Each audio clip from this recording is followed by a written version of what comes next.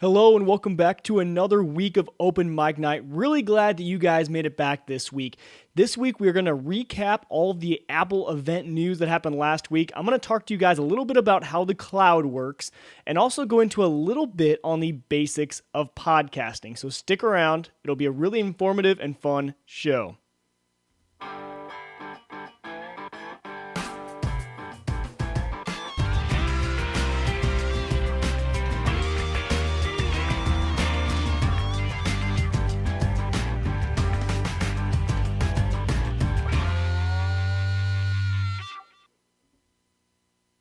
Alrighty, so welcome back to another week of Open Mic Night. Hope you guys have had a great week. I hope you guys had a good weekend. For me, I am actually on fall break from law school, so it's been a really peaceful last few days here. No classes to worry about, no homework. But of course, they say that, and you've still got to study for all of your finals coming up and all of that stuff. But I've had a really good week. Obviously, tonight, I did not expect a lot of live streamers because a lot of you, like me, are from Kansas City or around this area. And a lot of you right now, I actually hope that you guys are going to catch this later and not watching live. If you're watching live, great, I love you. But you might want to go check out those Royals. So, over here. Had to represent the Royals gear tonight. So I'm wearing the shirt. A big thank you to some of my Uyghur Tech fans who actually gave me this Kansas City Royals polo to wear during the show. They said they know that I would like to wear polos during my show, and I actually did not have any Kansas City Royals polos. So thank you to you guys out there, and you know who you are. So thank you very much. But besides all of the fun Kansas City Royals, hype that's been going on for me, in the sports sphere and all that stuff, there's been a lot of fun tech news and a lot of fun topics that I kind of want to talk to you guys about. And you guys know that over the past few weeks, I've had a lot of guests, which is always great. I love having my guests on, but I love kind of getting back to just me being able to tell you guys about all the latest news and what I think is important and explaining some topics that I think you guys could use some explaining on. And taking some complicated topics and breaking them down and making them a lot easier to understand. That was the whole goal of Uyghur Tech when I started. So kind of getting back to that. The second thing is if you guys are watching the video stream or if you're watching it live or if you download the podcast version of the video, you noticed that my angle of my camera is different, and actually the quality of the camera looks a little bit different. And this is because sadly I did the exact thing that I tell you guys not to do. I had done a lot of research and read a lot of forums on updating to Yosemite on my production machine. Of course, I did it right away on my laptop, but I also wanted to do it on my production machine because there are a lot of really cool features that I'll talk about later in Yosemite, and especially when you have Yosemite and an iPhone. And so I thought I did my research. I thought I did everything right. And so I upgraded my production machine to Yosemite. But now I have troubles with my Logitech C920 webcam. And a lot of you have actually talked to me in the past about you guys have always had problems with the Logitech C920, but I have not. Usually I found it to be a pretty good camera that works well with Mac, but now I plug it into my Boinks TV software that I use, and it cannot pick it up. It was not reading the camera. So hopefully I'll have that fixed by next week. Hopefully I'll find a workaround or something, or maybe I'm doing something wrong. But went through my normal workflow, and it would not pick up that camera. So that is the one main difference. It's why I started a little bit late tonight, and also why the video is going to look quite a bit different. First of all, it's at a different angle because I'm having to use the FaceTime camera built into my iMac. So as usual, though, if you guys are watching live, I love for you guys to call in. Of course, the call-in number is 402-915-0790. Call in at any time. Interrupt me. I don't care. I love hearing from you guys and hearing what you guys have to say. So call in live during the show. If you guys are not watching live, if you guys are listening to this in podcast form, and if you guys want to get in on the conversation, I would highly invite you guys to head over to UyghurTech.com/live every Tuesday night at 7 p.m. Central Time. Now, I know this show was an hour later. I had some prior commitments that were going on, so I had to bump it later. But every Tuesday night, usually at 7 p.m. Central Time. Come on out, join the show, hop in the chat room. So I always watch the chat room and love talking to you guys, and then I also take the live callers, so that's a lot of fun as well. One quick note for you guys also is that next week there will not be a show. I will not be doing a show next week. I have my moot court competition for law school, which runs in the evenings, and so that runs Monday and Tuesday nights all the way through the evening. So I thought about rearranging the schedule a little bit, but I decided that instead I'm just going to not do a show next week just to make it easier and to allow me to focus on doing well in that competition. So that is just some, just getting all that stuff out of the way early before we get into all this stuff. So yeah, no show next week for you guys who do join live, or if you do download the podcast and you're wondering where it is, there will not be a show next week. So to get into the news, basically Apple had an event last Thursday, and we talked about it with my guest Roger Blake last week, which if you guys didn't catch that episode, head on back to go to WeagerTech.com and go to the Open Mic Night page and watch last week's show, because I had a lot of fun with Roger. Roger and I we're both Apple fanboys, so we got to geek out. And man, what I learned from you guys, from my audience, is if I want to get under your guys' skin, just keep talking about how awesome Apple is and maybe diss on Android out there. Apparently, I have a lot of fans that are really into Android and Windows. I got about 3 separate emails from people saying, hey, have you tried Android? I got some comments. I got some emails about Windows saying, hey, if you should try Windows. It's not as bad as you make it sound. So just to go back and talk about that a little bit, yes, I'm an Apple fanboy. Yes, I love using Apple products, and my entire fleet of stuff I use personally is all Apple. But remember I said last week that I don't not like Microsoft. I don't hate them, and I don't not like Android. I think they're great platforms. I think Apple is the right choice for me, and I suggest it to people because for about 90% of people that I work with on a personal level, on a consulting level, Apple will work well for them, and I think it'll work better than the other things. But Microsoft, Android, all those different things that I sometimes bash, I don't hate. They're still great, and of course, I love all you viewers out there who use them. So that's just one comment there. But yeah, so Roger and I had a great conversation about Apple. We talked about having a passion for what you're doing. He started his own radio show, and so go back and watch that last week. But basically, I kind of prefaced that on Thursday there was going to be an Apple event, and they were going to be announcing some new hardware along with Yosemite for the Mac. And so I kind of want to cover that with you guys tonight. I kind of want to just go over what they announced in case you guys are in the market for a new iMac computer or a new iPad. That's mainly what they focused on last week. And so if we go over and look here, actually at this page, we can look at, okay, so the iPad Air 2. So let's talk about iPads first. So what they announced was the iPad Air 2 and the iPad Mini 3. So the iPad Air 2, it's a lot thinner. When you look at the design, it looks, we saw the iPhone 6, if you guys have seen that, or the 6 Plus, the design looks very similar. Kind of that rounded edges, kind of making it feel good in your hand, that sort of thing. That was kind of the big changes on their announcement. Now, along with the iPad Air 2, what you're going to get is the A8X processor. So I'm going to kind of scroll down here. I thought I had it queued up. Okay. It's not there right now. But what they have is the A8X processor along with the M8 coprocessor. So you're getting a little bump up in speed with your iPad if you had the old iPad, but mainly a lot of it is the design. And so let's go in here and take a look at the iPad Air 2. And if we look through, kind of want to get down to this section right down here. Okay, so on the display, it is a Retina display like we've always had, and it's a 248 by 1536 resolution. And what that comes out to is 264 pixels per inch. So you do get a little bump up in the resolution on the iPad. I think the other iPad looked fantastic, but apparently this one's going to look even better. And like I said, with that A8X chip, it's 64-bit, and then you've got the M8 coprocessor. So this thing is going to run like a dream. It's going to look and feel and run fast, which I really like. But then also the camera got a huge upgrade. So it's an 8-megapixel camera, the 2.4 aperture, and it's got a lot of these things that we saw when we looked at the iPhone 6's camera. So we're getting a lot, Apple always focuses on their camera and their upgrades to their camera, and everyone kind of knows that the iPhone has one of the best cameras for the phone. Well, they're starting to bring these iPads back up to where those are. So as far as with the design and everything like that, it is it looks a lot different. It's very much modeled after that iPhone 6, which is great. It does have Touch ID. And so the big thing that a lot of us were waiting for on the iPad was the Touch ID, which is the fingerprint sensor on the iPad.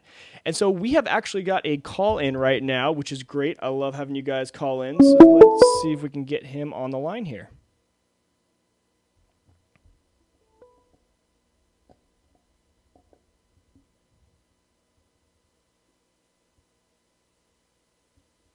Hello? Hello? Hi, who's this? Brandon? Hey, Brandon, how's it going? Good. You? I'm doing fantastic. So, what's your question, or do you have a comment tonight? Yes, I do have a comment. Keep up the good show, and, that's really about it. Oh, well, thank you very much, Brandon. Now, Brandon, I talked to you, I think, 2 weeks ago, right? Yep. We were talking about YouTube. Yeah. Awesome. Well, I'm glad you kept watching. And have you gotten to see the new iPads or anything like that yet? Have I got to see them? Yeah, like have you looked at the website at all or heard about the new iPads? Any of your friends talking about them? I did hear about the new iPads. I didn't see a picture of them yet. Yeah, they look pretty cool. I'm pretty excited about them.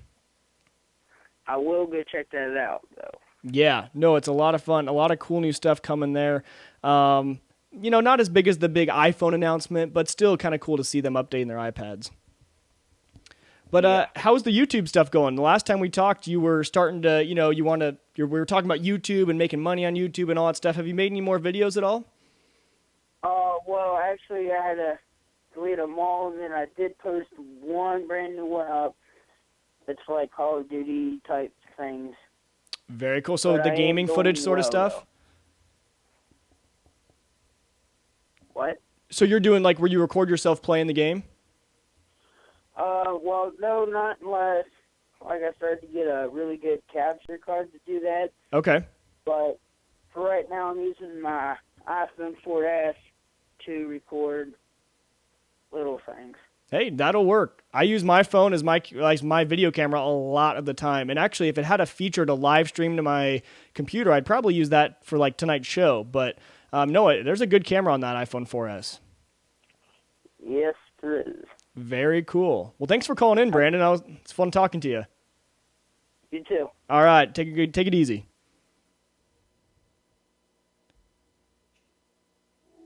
All right, so thank you to Brandon for calling in. He called in a few weeks ago, if you missed it. It was actually when I had the guys from Red Button Jam Fest on. And I think we sparked Brandon's interest by talking about gaming and, recording yourself playing games and putting on YouTube and people making a bunch of money basically posting video game footage of them playing. So that was cool to hear from Brandon again. Glad to hear that he's still uploading videos and stuff like that. So yeah, if you guys want to call in, definitely do it. I think I popped down the number, but if you guys want to call in, it's 402-915-0790. Call in and we can talk about anything, especially if you guys have questions on the new iPads or anything I'm going to talk about tonight. And so back to kind of talking about these iPads. So they had the iPad Air 2 that came out, and then the next basically iteration of the iPad mini came out, and that is the iPad mini 3. And so with the iPad mini 3, I have to admit I wasn't as impressed by it. I think they needed to get a next generation of the iPad mini out there. But for me, I think the iPad mini 2 really works just as well for most people. There weren't many new big upgrades to the iPad mini 2. It has the A7 chip and the M7 processor, so not the A8 and not the M8 processor. We didn't see those big upgrades. And on the camera, it's still not as good as that iPad Air 2. And so I didn't really look too much into the iPad mini 3 because as they were announcing it, I just wasn't as excited about it. I didn't think it had a lot of the things that it should have, but it does have the Touch ID. And so if that's something that's enticing you, it has Touch ID, and I think they might have given the display a little bit of a bump. But as far as performance and stuff like that, and I just wasn't as impressed. So if you have the iPad mini 2 right now, I don't think the iPad mini 3 is as necessary of an upgrade. Same thing kind of with the iPad Air 2. If you have an iPad Air, really the big thing is Touch ID. If you want that Touch ID to use with Apple Pay and stuff like that, then you would definitely want to grab it. But for that iPad Air 2, I'm actually thinking that it's about time for me to upgrade my iPad. I have an iPad 3. It was the first generation to come out with the Retina display. Obviously, I can't remember what processor it has, but it's slowing down. It's getting really laggy when I'm trying to do anything on the iPad. And so if you have an iPad, anything before the iPad Air, I'd say it might be a good upgrade for you for the iPad Air 2. But really beyond that, nothing too fundamental with the upgrades for the iPads. So, but along with the iPads, what they announced was the new iMac. Now, the new iMac looks fantastic. And when I say looks fantastic, I really do mean it, because they have a new 5K iMac. Now, I know the industry standard, a lot of you guys were talking about 4K. Well, Apple skipped that for this display on this new iMac to be a 5K display, which is fantastic. And the price on it is actually what got my attention. So I'm going to show you guys here the new iMac with the 5K, and we're going to kind of go through the prices here real quick. So when you look at the iMac selection, they still have, and what I actually think is not a bad computer, is this starting model. For $1,100, you're going to get a solid iMac. It's 21.5 inches with a 1.4 dual-core Intel Core i5. If I can read without getting ahead of myself there a little bit. And that is $1,100. But the brand new computer that they announced is the 27-inch iMac with Retina display. Now, this computer starts at $2,500, which sounds like a lot, but when you guys think about how much the monitors alone cost, when I was looking at getting a 4K monitor for my Mac, those things alone were costing $2,500 to $3,500 just for the display, and that's not even the computer. And so for $2,500, you get the whole iMac, which is a 3.5 gigahertz i5, 8 gigs of memory, and a terabyte Fusion drive, along with the 5K display. I think $2,500 is extremely, extremely reasonable. And of course, it's upgradable from there. You can go in and upgrade the hard drive and the memory and all that stuff. But if you guys are looking to have a high quality display and a solid computer to do any sort of video editing, photography, that sort of stuff, for $2,500, you can get yourself one heck of a computer with this new iMac that they announced. So I was really excited to see that, mainly because Apple needed to do something with the display. The display on the iMac is great, but a lot of us are having to buy, Dell and all these other sort of brands for a 4K monitor. Now, the one surprising thing is that they did not announce a cinema display. So basically, you can buy the 5K iMac and you can have a 5K display, but you can't buy just a 5K display. And so a lot of especially the Mac Pro community, they were really wanting a new display by Apple that is a 5K display that you can buy as a standalone display, and we didn't see it. And I was actually really, really surprised by that. The one thing I was thinking was, well, you just released this huge Mac Pro. It actually has been doing really well with sales. People love the computer, but you still are forcing them to go to other companies if they want that 4K display, or better yet, a 5K display. And so I was surprised that they didn't have the cinema display ready. It might be something that they announce later, but still, nonetheless, there is a 5K option for you guys if you guys do want a really high-definition display for your iMac. I have a late 2012 iMac, and it runs like a dream. I have no problems with it. And since I don't do a ton of really high-quality photo editing, and for my video editing, I'm not zooming in and editing pixels or anything like that. And a lot of it's not for me. I don't need a 5K display. I mean, of course, if someone handed it to me, I would love it. But if you are in photography especially, that's where I'm seeing this really being a high-quality computer. If you are in photography, you're looking at those high-quality images, you're editing maybe 4K photo. All of my video that I do, if you're editing 4K video as well, but all my video I do is either 720p or 1080p.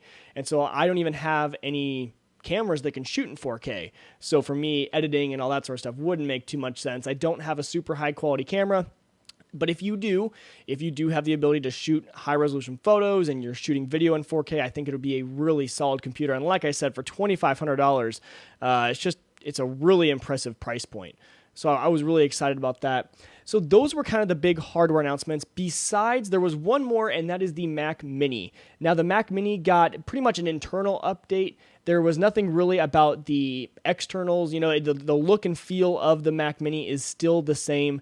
But if you want a 2.8 gigahertz Mac Mini, it's running an i5 processor, you can get that now for $1,000. And for those of you who haven't seen the Mac Mini, this is kind of what it looks like right here. So it's a headless computer. So basically that means that you still have to buy the monitor and the keyboard and the mouse and stuff like that. But if you want a computer that stands alone and just sits over there and you have your own displays and you have your own keyboards and all that stuff already, the Mac Mini is a fantastic option. It has some really good pricing on these 3 different models. You're seeing here anywhere from $500. You can get a Mac Mini for $500. And that's a 1.4 i5. That's a solid computer for $500. Now, of course, you still do need the display and the keyboard, but the pricing options on the Mac Mini are very affordable, and you get a lot of machine for the price. A lot of people I know actually run the Mac Minis as little mini servers, because you don't have to have a display on them. You could honestly just run them as a little server, and a lot of people do that, and you can get the server software put on there and all that stuff. So they upgraded the iPad. You got the iPad Air 2, you've got the iPad Mini 3, and then you've also got the new iMac with the 5K Retina display and the new kind of internals of the Mac Mini. So overall, a solid announcement from Apple. Good products, things that they definitely needed to release, but nothing revolutionary, nothing that we didn't really expect. Honestly, a lot of the things that they announced were things that a lot of us already pretty much knew about or expected Apple to release. And so nothing too groundbreaking. I'm sure that if you guys didn't hear anything from the Apple event, that's probably why. Just nothing really groundbreaking, but still some solid products, especially if you guys are in the market to upgrade your iPad, get your first iPad, or get into the computer market. I really like that beginner price on the iMac. A lot of people want the desktop experience of an iMac, but they don't need the editing power. They don't need the big beefy CPU to do a lot of that stuff. It's mainly a browsing machine for home, but they still want to be in the Mac environment. So for $1,100, you can get into that iMac range, or for $500, you can get into the Mac Mini computer and run your own displays. And so I think Apple did a really good job with the pricing on getting people into their ecosystem. A lot of the big complaints about Apple are that if you even want to get into a Mac ecosystem, you're spending at least $1,000, and that might be for a low-end MacBook Air. And so now you can get into the desktop side for around that same price and even cheaper if you're willing to go with the Mac Mini. So those are the big hardware announcements from the Apple event, but the biggest thing that they announced was that Yosemite, the next biggest update for the Mac, the software that's been in beta for a while that I've talked to you guys about, is finally released. And they actually released it that day. So this was last Thursday, and they said it was going to be released that day. And I actually went out and upgraded right away on my laptop. And then, like I told you, sadly, before I did enough research, I thought I had done enough, I upgraded my iMac. But overall, with the exception of my Logitech C920 not working with my Boink software, I have had zero problems with Yosemite, and I actually really, really like it. There are a lot of fun features that I think make my experience when I'm on my Mac a lot better. And as well, they sent out an upgrade or an update on Monday, 8.1, to the iPhone and the iPad to make some of the features with the Mac actually work. So some of the cool new features that I really like, some of the main things that I wanted to kind of point out to you guys is if you guys have an iPhone or an iPad, and if you guys have a Mac computer, which, usually if you have a Mac computer, you probably have an iPhone at least.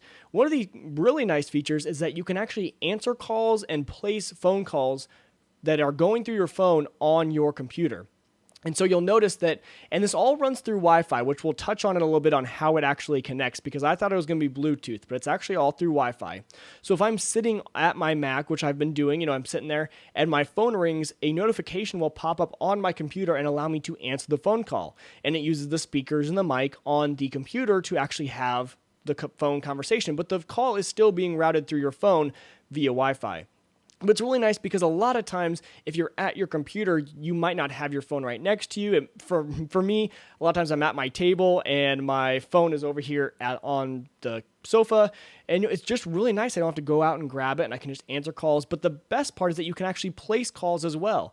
And it runs all through FaceTime. So people might be a little confused that it's opening FaceTime to place the call, but that's just how it routes the call around.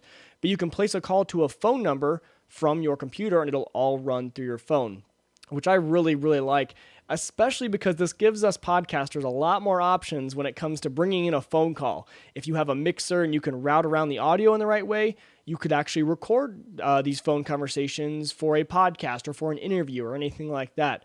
So answering phone calls on the computer is a great feature. And the other way it works as well is if you're on your iPad, you can answer a phone call on your iPad. So it works the same way. When you get a call coming in on your phone, it also will ring in on your iPad. Now, a lot of you maybe don't like this or don't want those features. They can all be turned off. Don't worry, it's not something that you have to do. But for a lot of us who are on our computer a lot, it is a nice feature to add in.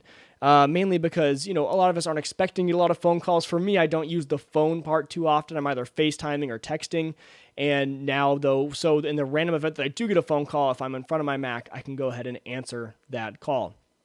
They also had a massive upgrade to how the whole messaging system works. So if you guys have been on a Mac for a while, I'm sure you guys have used the Messages app on your Mac, and that allows you to send and receive iMessages from your computer, and they're all in sync with your phone. And so before, though, it had to all be on iMessage. So if you were iMessaging your buddy, all those were staying in sync, and it was great. And about 90% of the people that I message with were on iMessage, but there were those few that I still was sending as a text message. And you know this on your phone, it shows up as the green message instead of the blue because they're not on an Apple device. Well, Apple changed that too.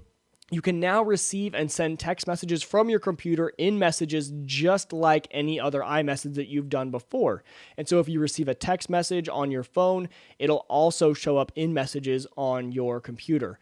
Now, the first time you do this, the first time you open up Messages, and remember, you have to upgrade to 8.1 on your phone. And so I know that a lot of you were on 8.0, but 8.1 came out Monday, just yesterday. And so if you're not seeing the text message capability, it's because you probably haven't upgraded either your computer to Yosemite or your phone to 8.1.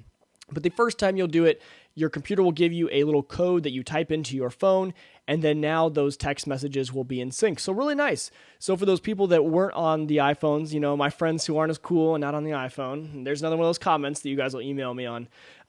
But for those people, I can now send messages from my computer, which is actually a bigger deal for me than the phone thing because I use my phone as my texting device, I use my computer as my texting device 90% of the time because whether I'm at school or whether I'm, here or whether, wherever I'm at, usually I'm in front of my computer, and it's just nice now that I don't have to get out my phone for those few people that still have text message and not iMessage, which is all your friends who have Android and Windows Phone and all that. Those are the people that you're going to be text messaging. And so those were the two biggest kind of usability updates, I'd say, to Yosemite. They're the two things that you guys are definitely going to notice probably first when you launch Yosemite. And this is because, the first time you get a call on your phone and you're in front of your computer now that's running Yosemite, the alert will pop up and you'll notice that. So that's probably the first thing that you guys will notice with Yosemite. Yosemite has a lot of upgrades that you guys aren't really going to notice, but that are great for developers. So Yosemite was a huge developer update, but the looks look a lot different on Yosemite. But as far as the features and everything like that, a lot of it was for the developers and the things that they can do and the new Swift programming language, things like that. All those sort of things are kind of for the back-end developer. You guys will notice that your notifications has changed. So if you go up to your top right corner and click on your notifications, the first thing I noticed, and actually my friend kind of pointed out to me, was that used to, when you popped open your notifications, the whole screen would kind of shift over, and now the window just kind of smoothly comes out and will cover anything that's behind it instead of kind of pushing everything over to the left, which is nice. But you can add in a lot of fun stuff here. You can add in little widgets and all that sort of stuff to your notifications. But overall, Yosemite, I've been talking about it for a while. I talked about it when it came out, so I'm not going to cover all of the features, but just know that it's released. You can update your computers now. And except for in rare circumstances, like I said, the only problem that I've had with Yosemite is that my Logitech camera will not work now.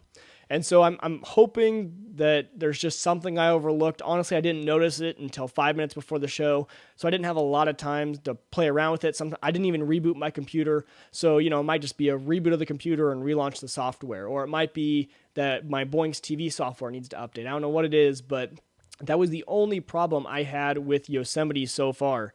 And so actually, I have another call in coming in here, so I'm going to answer this and let's talk to this person.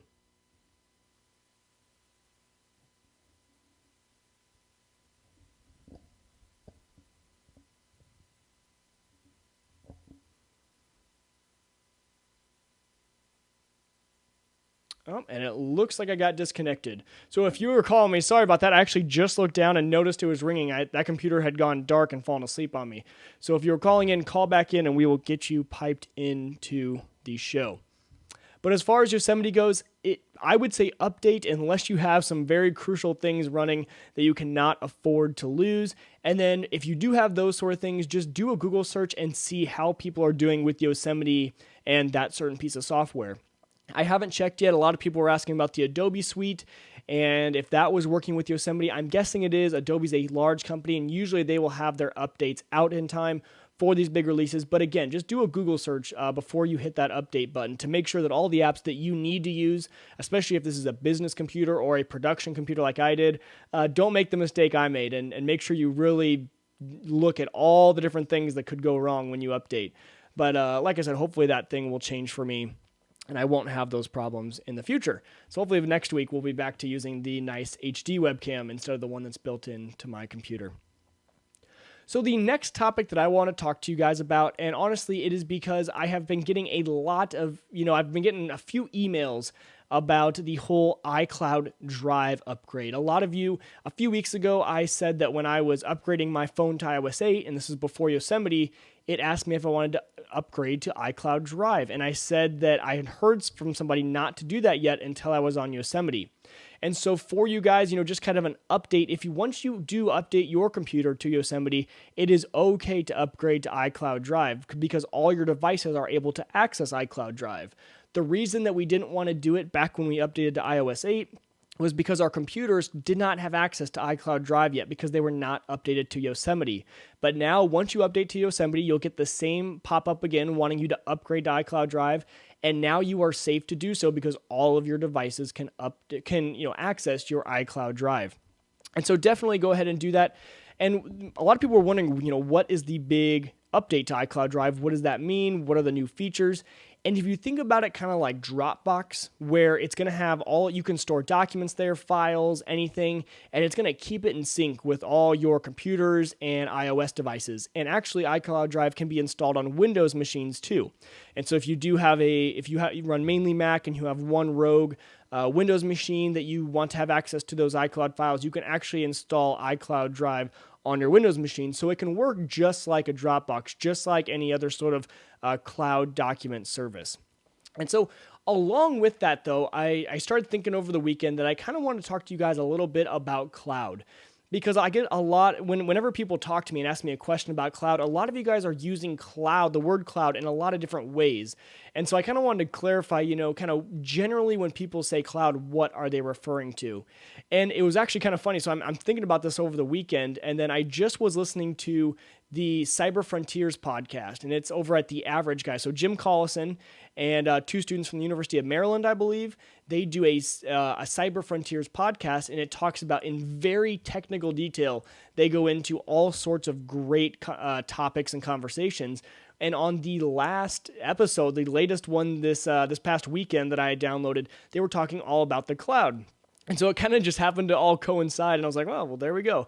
So if you guys do want a very drilled down technical conversation, explanation, but in a way that you can understand, these guys do get very technical, but they try and make sure they do it in a way that a lot of people can kind of wrap their heads around and you can understand. I highly encourage you to head over to theaverageguy.tv, just like it's spelled, theaverageguy.tv, and go to the Cyber Frontiers podcast and listen to their latest one on cloud, because they did a very good job of explaining all the ins and outs of cloud. But for you guys, mainly I want to talk about this because of the big update to the iCloud Drive, and because cloud is thrown into so many things. iCloud, right? Apple's cloud service is named after the cloud. And so I kind of want to just talk to you guys about what the cloud is generally, and then, let you guys go from there. But a lot of you guys, whenever you guys ask me about what cloud services I use, the main thing that I will point you guys to as an example of cloud is Dropbox. So Dropbox, I have the files on my computer, and when I have Dropbox installed, it syncs them to the cloud, meaning those files are then stored in a different building on a server somewhere owned by Dropbox. And then every time any other computer that I have on that Dropbox account loads my files, the server says, hey, there's some new files here, and it downloads them automatically, and your files all stay in sync. So what is the cloud? Basically, the cloud is a computer that is stored somewhere else, not with you. And so in reference to the personal cloud, so I have my documents and they're stored in Dropbox in the cloud. So the cloud is a server, a computer. So a server and a computer are very similar. They have different power and they're used in different ways a lot of times, but think of it as basically having a computer stored in a building somewhere that's not owned by you, or can be owned by you if you have your personal cloud. But for cloud services, for companies that you guys are hiring, basically a cloud is a server, and it has CPUs in it, and it's a computer, and it has processing power. And then it also has storage, and then it also has a way to network all of this stuff together. So when you think about it, and it's not just one computer. So when I say it's a computer, it is a group of computers all together. And we're going to take one quick pause in this conversation because we have a call coming in. Let's see if we can get this call answered.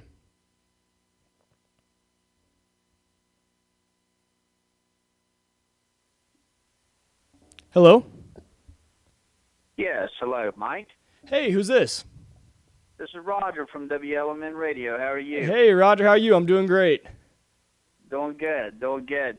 Just wanted to put my input into this conversation here that you're talking about with the new Yosemite software upgrade. Yeah. I had recently installed it there a few days back, and just to reassure everyone on my perspective of it, my point of view of it, I haven't had not one issue at all with anything on any software, even on the station server for my network. And also, if anything, it's ran more stable, no error messages or anything at all. That is good to know and good to hear. Yeah, because I had the same sort of thing, like I said, with the only exception being my webcam now will not load. So I'm going to look into that. But okay, so what software have you been running? Just, to give some people ideas of software that does not have problems. What software are you running? Okay, I'm running the latest Wirecast, okay, which is Wirecast 5, and also a program that I run with that, a video automation program, CamTwist. Okay, perfect. So, yes, and it has ran very smooth, and it seems, in my opinion, because once, like before the Yosemite upgrade, once in a while I would get like an error from time to time, but now it's been not just more stable, no errors, it's just across the board, so to speak. It's very smooth broadcasting. Good to hear, especially about the Wirecast, because I'm not running the full version of Wirecast, like Wirecast 5. I'm running just the free Wirecast for YouTube. And I noticed tonight when I fired it up, it was taking a very long time to log into my YouTube account and to hit stream. So it might just be the first time I'm running it after updating. But for me, it was a little buggy. But I noticed that since Yosemite, they have not issued any update for the free Wirecast version, which is understandable. I mean, it's a free version of software, and I'm sure, with the Wirecast 5 that you're running, I'm sure they actually issued an update. But that's good to hear that the full version isn't having any problems. Oh, yeah. Quick question for you is, did you happen to, after you installed the Yosemite, did you restart your machine? Yes, a few times actually. You did? Yeah. Okay. And okay. I noticed that, and this is actually good, this is a good conversation to have, because for you viewers who are going to update to Yosemite, you're going to get most likely a little pop-up after you upgraded saying, your computer is optimizing itself. Roger, I don't know if you had that, but I noticed on my computer, I had a little pop-up in the top right-hand corner that said, oh, it's optimizing. And I have an application actually on my computer that tells me how how much my CPU is being used. And for about the first hour after I updated, it was working really hard, I think, to optimize. So if you are going to update, plan on letting your computer sit there for about an hour afterwards. And then, like Roger said, definitely after it's kind of quieted down, you notice it's not working as hard, then do a restart, because that will help. Yes. No, I don't have that optimization feature implemented, but that's definitely something good for everybody tuning in out there to use. And that might even gear me towards maybe even using that as well, is to monitor your bandwidth. Monitor Exactly. your usage, and that would be very, very good and safe to implement. Yeah, the one I use on the Mac side, so if you guys are running Mac, it's called iStat menus. And so little lowercase iStat space menus. And it's I think you can try it free for about 2 weeks. And then I got the family license, which is like 5 computers, so I can install all of them for like $30. And what it does is, I wish I could kind of show you guys. I didn't have my screen set up, but maybe I'll talk about it in 2 weeks. But on your top middle menu bar, kind of by the clock and by your Wi-Fi settings, it puts in a whole separate section where you can see your CPU, you can see your bandwidth on your network, so you can see I'm bringing down a lot of data or uploading. It shows you how much of your memory you're using, so your 8 gigs usually, or 16 in my case. And so yeah, it's a nice little program. And so when my computer told me that it was optimizing, I looked up there and noticed, oh yeah, it really is using a lot of my CPU.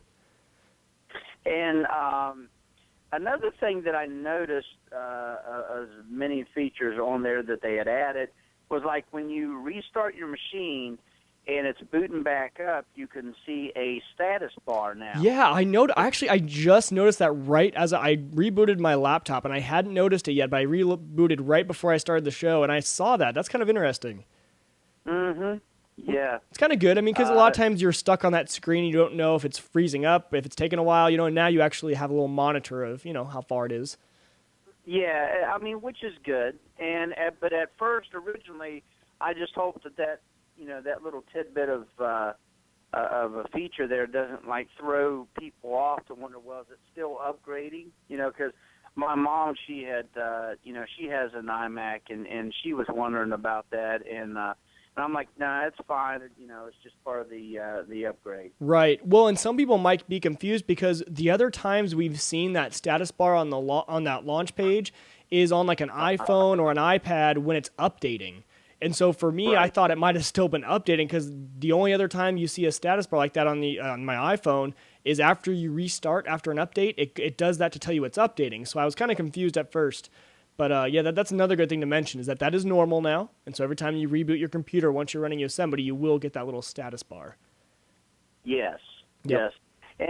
And again, like I was saying, it's really, they've, Apple's, to me, I think, in my opinion, and I'm sure you'll agree, is that, when they do an upgrade, I mean, I know that, and before I say this, and I know that, there's no company out there perfect. No software's perfect, okay?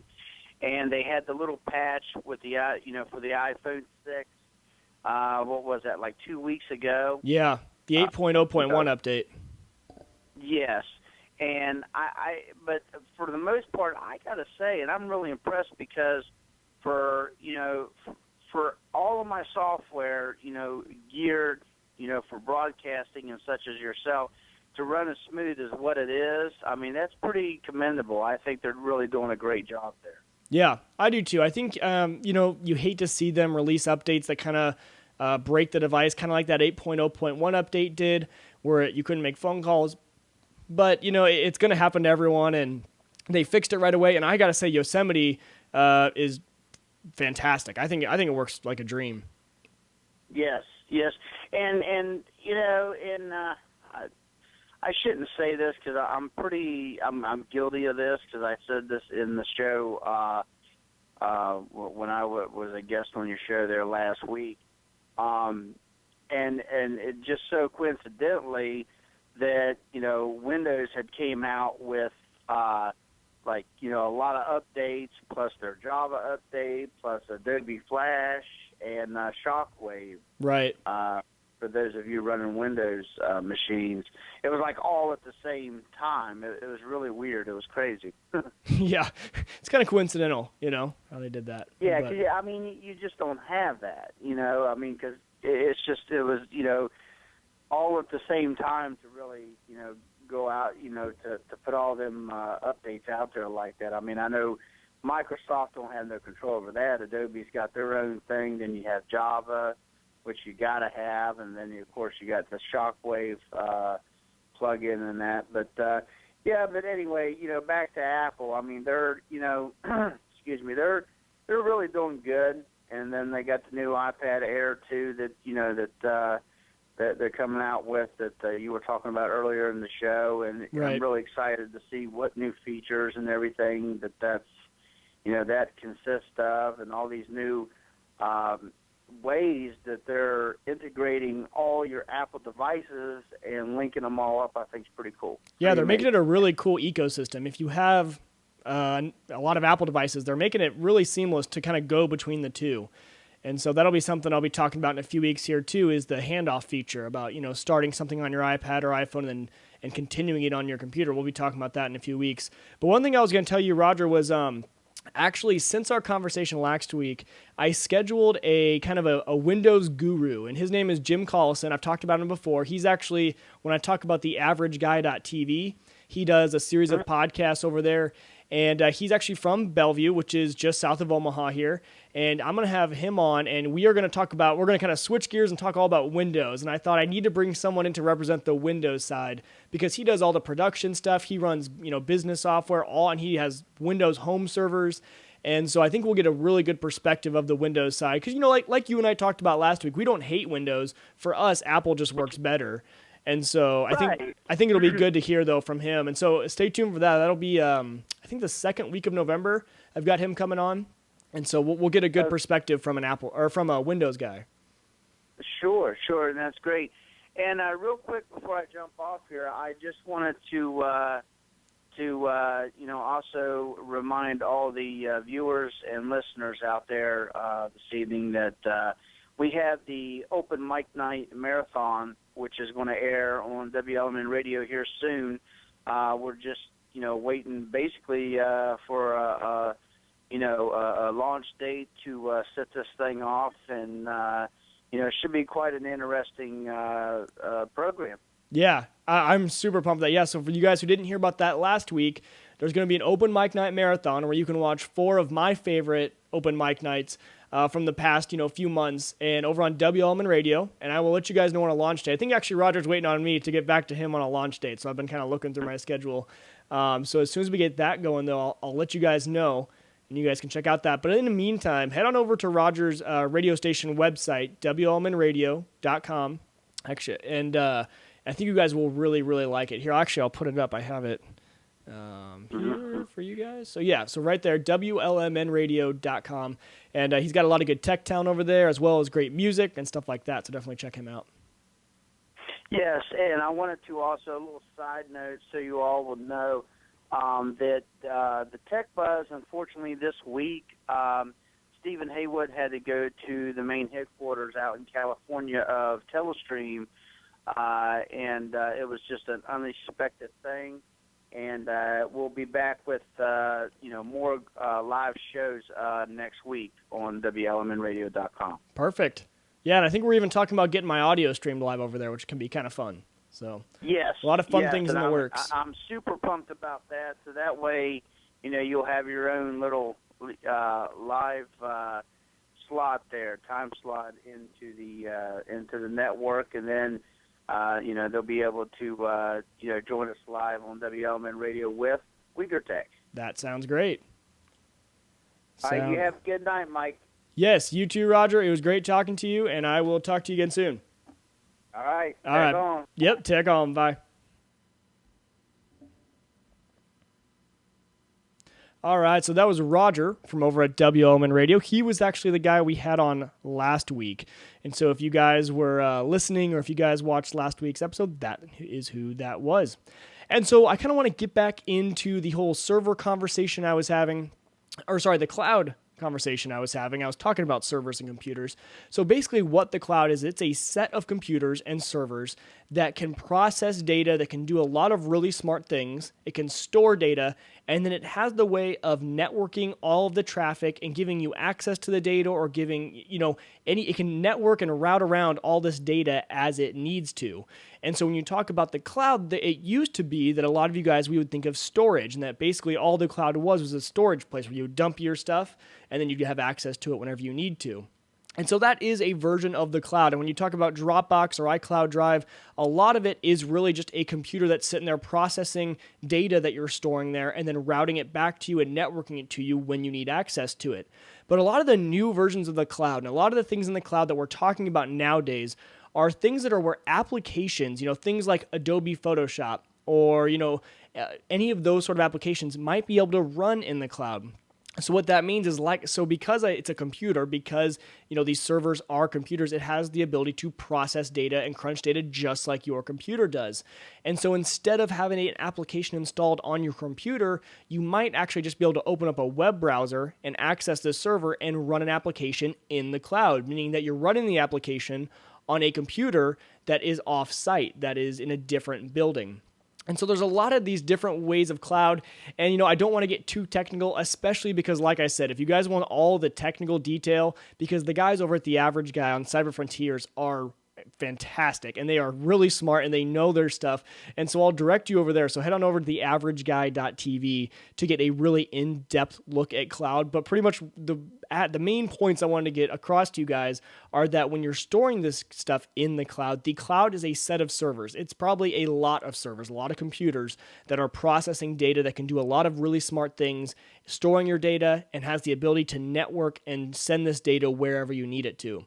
And so now that we're starting to see these really advanced servers and these really high-powered computers that are in these server farms, there is a lot more capability to do things like running applications in the cloud. And so what that would mean is that your computer doesn't actually need to be that great of a computer. You need an internet connection and a web browser, and you might actually be able to run these really high-end applications that usually are really taxing on your computer. A lot of you, if you do any video editing or stuff like that, might notice that your computer's really choppy. Well, in the future, if you can run this on a really beefy server in the cloud, it might help things out. So that's really what I wanted to mention on the cloud. In the future, I just want to kind of tell you guys about what we're going to be talking about in the future, because that's going to pretty much wrap it up for today. That's pretty much all I had for you guys. But in the future, some topics that you guys have been asking me that I kind of want to get into are the basics of podcasting. If you guys want to do a show like Uyghur Tech, like Open Mic Night, how do you guys start to do this? Where do you start? What are the building blocks? And what do you need to do a show? So I'm going to be talking about in the future all the ins and outs of live streaming, of getting your podcast updated and getting your podcast out there. So where do you store your podcast? How do people get access to your podcast? How to put it into iTunes? What equipment to use? So what microphone am I using? What mixer am I using? I'm going to go over all this sort of stuff in the coming weeks. It's going to be a little segment that I'm going to be doing in each show. So each week I'll cover something little about how to podcast. It's something that I really like to do, and it's something that, it's always changing, and it's stuff that you can always, learn the best tips and tricks on how to do it. So I'm going to show you guys how I do it, and hopefully that will help you guys out. I really encourage you guys, check out audible.com. Audible is a sponsor of the show, and I really want to thank them. So if you guys want a free month and a free audiobook, head on over to audibletrial.com/UyghurTech, and I'll put them up here. And so audibletrial.com/UyghurTech, that'll give you a 30-day free trial and a free book. So you get a free book. You might as well go download it, and you can cancel it anytime afterwards if you don't like it, but that book is yours to keep. And so head on over there if you want to check them out. Again, all of the things that I do at Uyghur Tech can be found over at UyghurTech.com. That's WIEGER tech.com. I have a new solutions side of my company where I'm helping small businesses get their IT needs off the ground. Doing a lot of work with that this week, and I love it. I love the people here around Omaha, these small businesses. They're a lot of fun to work with. So if you guys happen to be in the Omaha area, or you know someone who is and they're a small business and they need some IT needs, let me know. That's over at UyghurTech.com/solutions. But if you guys just want to subscribe to the show, if you guys want links to the YouTube or the RSS feeds, I now have a video feed and an audio feed for the podcast. All that is over at WeagerTech.com/subscribe. And please don't forget about the Uyghur Tech Scholarship Fund. If you guys are buying things on Amazon, if you guys ever buy anything on Amazon, head on over to WeagerTech.com/Amazon. That'll redirect you to Amazon, and anything you buy, Amazon will give me a little bit of proceeds, and it'll go into the Uyghur Tech Scholarship Fund. And you can find all the information about that fund over on WeagerTech.com. There's a little tab for the scholarship fund. You guys can read up all about it. But if you buy anything on Amazon, the easiest way for you guys to support the show is to just use that link when you are shopping on Amazon, and that really helps me out. So just a reminder, no show next week because of that moot court competition I got for law school, but we will be back the following week, and then we've got another couple good guests coming up here. So I know I teased one of them. We're going to have a Windows guy. So if you're a Windows fan, stay tuned, because in the middle of November, I'm going to bring in a Windows guru, and we're going to talk all about home server and Windows stuff and all that jazz, which will be a nice break for you guys from my Apple talk. So I hope you guys enjoyed the show. If you did, please go over and subscribe to the podcast and all that stuff. But of course, I love all of you. And until I see you guys next time, tech on.